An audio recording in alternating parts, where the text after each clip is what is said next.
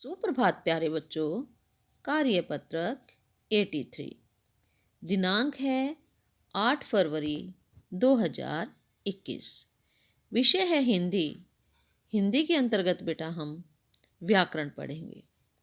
व्याकरण के अंतर्गत अर्थ की दृष्टि से वाक्य भेद पढ़ेंगे। तो बेटा कक्षा है 9th। पहले आप अपना नाम लिखेंगे, फिर अपनी कक्षा अध्यापिका का नाम लिखेंगे। तो आज बेटा अर्थ की दृष्टि से वाक्य भेद पढ़ रहे हैं। वाक्य यानी शब्दों का सार्थक समूह जिसके अलग अलग भेद होते हैं। शब्दों का बेटा एक सार्थक समूह होता है जिसे हम वाक्य कहते हैं। इस कक्षा में हम अर्थ के आधार पर वाक्य भेद सीखेंगे और उनका अभ्यास भी करेंगे। तो हिंदी व्याकरण के घर में अनेक वाक्य रहते हैं। तो व्याकरण के अंतर्गत बेटा बहुत सारे वाक्य रहते हैं जिन्हें हम अर्थ की दृष्टि यानी अर्थ के आधार पर देखें। तो इनमें से कुछ वाक्य ऐसे रहते हैं जो किसी प्रकार की जानकारी देते हैं या तथ्य आधारित होते हैं। जो तथ्य आधारित वाक्य होते हैं बेटा वे विधानवाचक वाक्य होते हैं। लेकिन कुछ वाक्य ऐसे भी रहते हैं जिनमें न भाव होता है, तो वे वाक्य निषेधवाचक वाक्य होते हैं।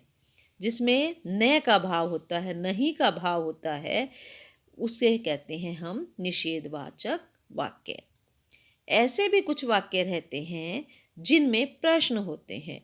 जब हम किसी से प्रश्न करते हैं बेटा तो उसमें प्रश्न होते हैं कि तुम कहाँ जा रहे हो, यानी प्रश्नवाचक वाक्य।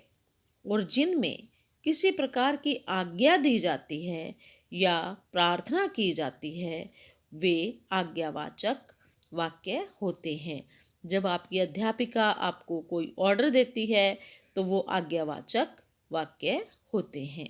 या आपके बड़े आपको कोई आज्ञा देते हैं तो वो आज्ञावाचक वाक्य होते हैं। पर जब किसी वाक्य में चौंकना, आश्चर्यचकित होना और शोक मनाना आदि जैसा भाव हो तो वे वाक्य विस्मयादिबोधक वाक्य होते हैं। यानी आश्चर्य प्रकट जहाँ पर होता है वो वाक्य विस्मयादिबोधक वाक्य होते हैं। इस घर में रहने वाले कुछ वाक्य किसी प्रकार की इच्छा या आशीर्वाद भी प्रकट करते हैं। हमारे बड़े हमें आशीर्वाद देते हैं तो वो इच्छा प्रकट करते हैं। तो जो वाक्य इच्छा प्रकट करते हैं वो इच्छावाचक वाक्य होते हैं। जिन वाक्यों में कोई संकेत शामिल हो वे संकेतवाचक वाक्य होते हैं। कोई भी संकेत इशारा होता है तो वो होता है संकेतवाचक वाक्य। और जिनमें किसी प्रकार का संदेह या शक प्रकट किया गया हो वे संदेहवाचक वाक्य कहलाते हैं। इसमें बेटा यदि, शायद इसकी पहचान है जिसमें संदेह व्यक्त किया गया हो। तो बेटा इसमें हमारे प्रश्न हैं 5 प्रश्न हैं। इनके उत्तर अभी बताती हूँ तीनों के। लेकिन चौथा प्रश्न देखिए, हमारे देश में पहाड़ी क्षेत्र भी हैं, वह कौन सा वाक्य है? सही विकल्प चुनिए।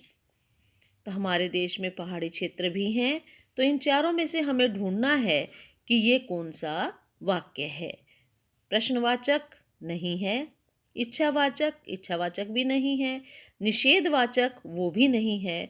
तो बेटा ये है आपका उत्तर विधानवाचक। हमारे देश में पहाड़ी क्षेत्र भी है, कौन सा वाक्य है ये? विधानवाचक। प्रश्न नंबर 5, ओह नहीं, आह जलेबी तो बड़ी स्वादिष्ट है, यह कौन सा वाक्य है? सही विकल्प चुनिए। तो संकेतवाचक भी नहीं है बेटा, इसमें कोई इशारा नहीं किया गया है। संदेहवाचक भी नहीं है, इसमें कोई शक पैदा नहीं है। तो ये है विस्मयादिबोधक वाक्य। विस्मयादिबोधक वाक्य क्योंकि यहाँ पर आया है बेटा विधानवाचक गलत है। तो बेटा इसके बाद हमारे 3 प्रश्न हैं, ये इस प्रकार से हैं। प्रश्न नंबर 1 है, हिंदी व्याकरण में यहाँ किसके आधार पर वाक्य के भेद बताए गए हैं और इस आधार पर कुल कितने भेद बताए गए हैं? उत्तर है, हिंदी व्याकरण में यहाँ अर्थ के आधार पर वाक्य के 8 भेद बताए गए हैं। यानी अर्थ के आधार पर वाक्य के कितने भेद हैं? अर्थ के आधार पर वाक्य के भेद हैं बेटा 8। तो प्रश्न नंबर 2 है, अर्थ के आधार पर वाक्य के भेदों के नाम लिखिए। कि अर्थ के आधार पर जो वाक्यों के भेद हैं उनके हमें नाम लिखने हैं। उत्तर है नंबर 1 विधानवाचक, निषेधवाचक, प्रश्नवाचक, आज्ञावाचक, विस्मयादिबोधक, इच्छावाचक, संकेतवाचक, संदेहवाचक।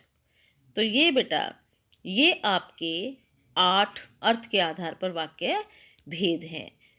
तो अगला प्रश्न है, नीचे दिए गए भेदों का एक एक उदाहरण लिखिए। निषेध वाचक का है, कोई भी विद्यार्थी परीक्षा समाप्ति से पहले बाहर नहीं जाएगा। निषेध वाचक जो वाक्य होता है बेटा उसमें नहीं या न आता है, नहीं या न आता है। प्रश्नवाचक है बेटा, क्या आपकी सभी वर्कशीट पूरी हो चुकी हैं? तो इसमें प्रश्नवाचक चिन्ह भी है और यहाँ पर क्या लिखा गया है। आज्ञावाचक वाक्य, क्या मुझे प्रोजेक्ट पूरा करने के लिए 2 दिन और की अनुमति मिल सकती है? इसमें आज्ञा की अनुमति चाहिए, तो ये है आपका आज्ञावाचक। तो बेटा ये आपकी छोटी सी वर्कशीट थी। तो इस वाक्य अर्थ के आधार पर वाक्य भेदों का आप अभ्यास करेंगे और इनको आप अपनी कॉपी में लिखेंगे और इनको याद करेंगे।